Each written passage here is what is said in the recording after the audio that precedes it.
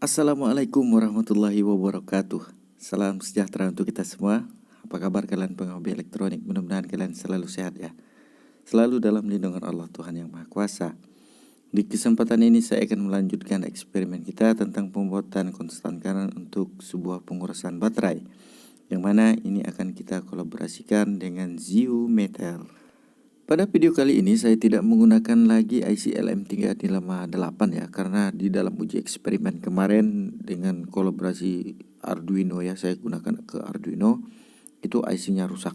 Dalam 2-3 hari saya coba carikan penggantinya di kota kami yang kecil ini, hanya terdapat 2 toko spare part ya, dan hasilnya tidak ada LM358. Bahkan untuk resistor 1 ohm saja pun tidak ada jual. Jadi di proyek kali ini saya harus banting setir ya. Jadi menggunakan IC LM324 dari bekas copotan UPS. Jadi setelah saya rakit dan saya kemas, jadi saya membuat 2. Kebetulan LM324-nya banyak di situ. Beginilah ya, hanya IC-nya yang saya ganti dan skematiknya nantilah di video akan datang saya bagikan ke kalian jika ada yang tertarik. Tapi sebelumnya harus kita tes dulu dari skematik yang telah saya buat ini, saya aplikasikan seperti ini. Ini sebelumnya akan saya hubungkan dulu dari drain MOSFET RFZ ini plus dan yang kabel ground ke ground. Saya tes dulu menggunakan sebuah power supply. Entah kenapa aplikasi kamera saya, kalian bisa lihat saja untuk voltnya itu terpotong setengah. Padahal kalau lihat dari layar handphone itu sudah pas. Tapi tidak apa-apa lah ya, untuk kan arusnya kalian kan bisa lihat. Oke, untuk menyetel arus seperti biasa kita harus menyetel input dari modul ini. Kemudian kita set saja di arus yang kita inginkan, kemudian tes di power supply, kita turunkan apakah dia akan drop jauh. Oke, sepertinya tidak ya, dia tidak drop di tegangan berapapun. Oke, kita turunkan tegangannya di 2,3.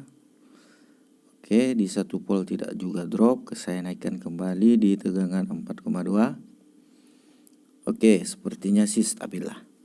Artinya jika untuk pengurasan baterai ini ya, untuk konstan current sepertinya bisa. Oke kawanku, ginilah penampakan modulnya ya. 2 resistor, 1 IC, 1 terinput, dan 1 buah resistor, 1 buah MOSFET. Sangat sederhana sekali. Jadi perbandingannya sih saya juga belum ya dengan LM358, tapi fungsinya sama dan bekerja dengan baik kalau menurut saya. Terus kita akan instalasi ini ke Zeometer. Nah, jadi bagaimana caranya? Bagi resistor kalian yang pecah, putus, dan tidak ada penggantinya, nah inilah dia solusinya. Jadi kita bisa setel arus semau kita, sedewe-dewe kita. Ini gitu ya kata kalau bahasa Jawa ya. Oke, untuk plus dan minus ataupun untuk nilai hambatannya itu bebas kabelnya itu. Yang penting ada tulisan RR itu. Kalian colokkan saja ke situ ke Zeometer. Untuk kabel merahnya dia bolak-balik. Oke. Yang penting jangan baterainya yang terbalik. Kalau baterainya yang terbalik, itu tidak tahu saya ya. Kemungkinan rusak mungkin. Saya sempat masih bingung ya kenapa LM358, NE55 di tempat kami ini susah mau carinya. Mungkin di perangkat elektronik sudah jarang orang pakai kali ya. Oke, bingung saya, kecewa juga sih sempatnya kemarin tuh. Oke, jika instalasi sudah selesai, beginilah kawan penampakannya ya. Untuk input PCC dari modul konstan current ini dia 6 volt. Kalau 5 volt dia tidak berjalan. Padahal kalau saya lihat dari dataset itu tegangan operasionalnya itu berjalan di 5 volt. Entah mengapa ini dia 6 volt.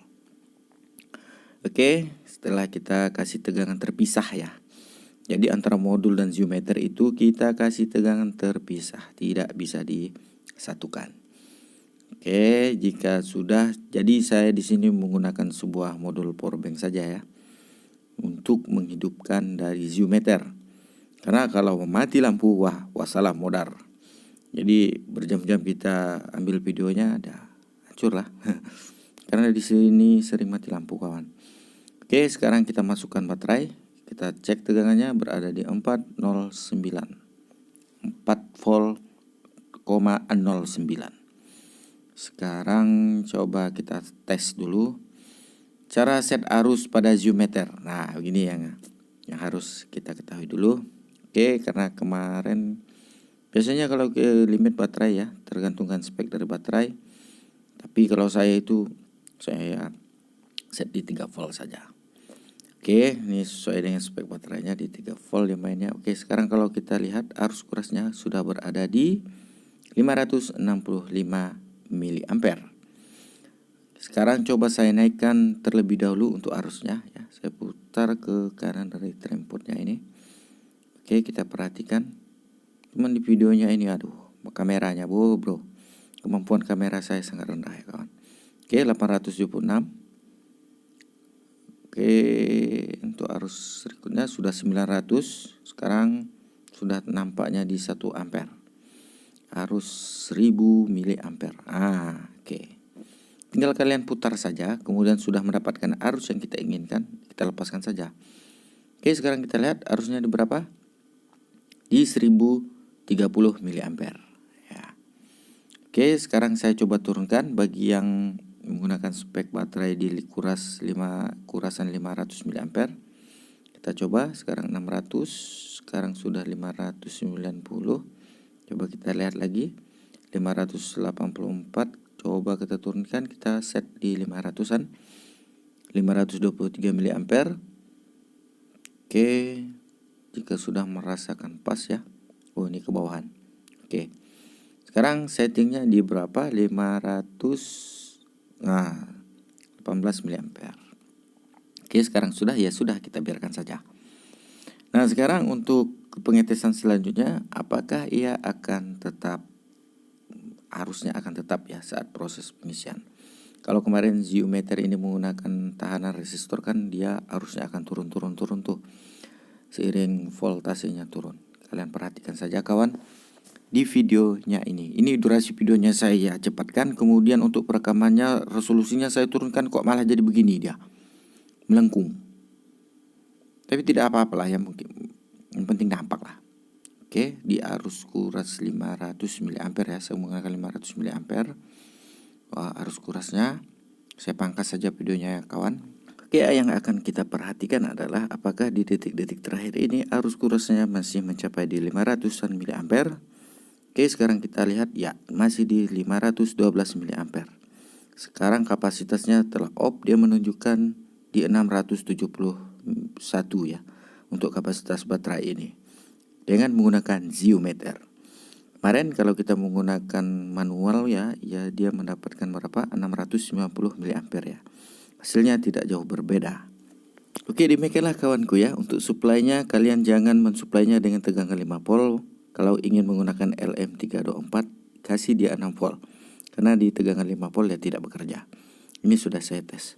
Nah, untuk skematiknya saya lampirkan di sini saja ya, sederhananya dulu. Nanti untuk video akan datang akan kita bahas lanjutlah kalau ada yang mau. Kemudian untuk tambahan untuk project Arduino ini, kalau saya lihat dan teliti kembali sebelum LM358-nya rusak kan sempat saya ambil video bahwa untuk proses pengisian baterai kontrolnya masih menggunakan dari TP4056. Jadi tidak dikontrol oleh Arduino gitu maksudnya. Kemudian untuk arus kurasnya pun dia tidak konstan current ya, melainkan seperti tahanan tetap saja. Jadi artinya arus kurasnya itu turun sewaktu baterai kita sudah mulai drop. Dan bahkan saya bisa menyetel arus tuh. Apa juga fungsinya saya tidak tahu. Apakah ini memang diprogram seperti itu, saya juga kurang tahu ya. Karena saya bukan ahli coding. Saya cuma comot sana comot sini dan hanya bisa melihat. Kita bisa lihat, perbandingkan saja ya arus kuras dari antara voltmeter dan hasilkan dari Arduino yang diterjemahkannya ini. Intinya ini tidak konstan current kawan. Jadi saya putar setir habis. Apalagi semenjak LM358 saya rusak itu, habis saya rombak. Dan beginilah hasil uji coba untuk sementara dari Arduino kita untuk informasinya kawan. Kemudian saya menggunakan dengan codingan yang berbeda lagi ya, dari situs GitHub itu di GitHub banyak ya. Jadi saya coba kalibrasi terlebih dahulu. Ini kan menggunakan komparator LM324. Kemudian saya set ya menggunakan Arduino ini sebagai kontrol PWM-nya, dan selisihnya juga sedikit ya untuk pembagi dia. Ya, kalau kita lihat ya selisih dikit-dikit begitulah. tidak terlalu akurat benar. Jadi ya memang mungkin seperti inilah ya. Jadi kalau kita lihat untuk arusnya tetap, cuman maksimalnya ini di 500 mA. Oke, yang jadi masih PR saya adalah untuk menstabilkan tegangan yang ada di Arduino itu. Jadi nilai bacanya itu tidak stabil. Karena ini dia akan tidak menggunakan resistor divider karena dia akan di bawah 5 volt membaca satu baterai. Demikianlah ya kawan, informasinya masih pending ini project kita. Dan kalau menurut saya menggunakan Arduino Nano seperti ini controller, jika kita hanya bisa menguras satu baterai, menurut saya itu agak sedikit rugi. Itu minimal 3 lah yang bisa kita kuras saat berjalan bersamaan. Tapi ini membutuhkan waktu dan percobaan untuk kelanjutnya ke depan. Untuk request yang belum terpenuhi itu artinya bahannya tidak ada ataupun memang saya di luar kemampuan saya. Kemudian untuk komentar yang belum bisa saya jawab ataupun hanya mendapatkan like dan love, itu artinya saya tidak bisa menjawab. Karena saya juga mempunyai batas kemampuan kawan, tidak juga bisa saya selesaikan ataupun bisa jawab semua. Saya mohon maaf yang sebesar-besarnya dari ujung kaki sampai ke ujung rambut. Salam sehat untuk kalian, tetaplah selalu berkreasi. Saya Yurus Elektro. Wassalamualaikum warahmatullahi wabarakatuh.